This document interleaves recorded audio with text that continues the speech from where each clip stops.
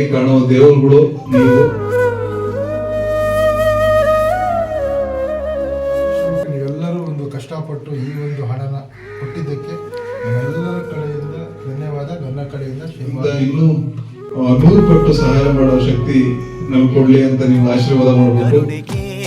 ಬೆಲೆ ಇದೆ, ಪುಣ್ಯಕ್ಕೆ ಫಲವಿದೆ, ದಯವ ತೋರುವ ಮಣ್ಣಿನ ಗುಣವಿದೆ.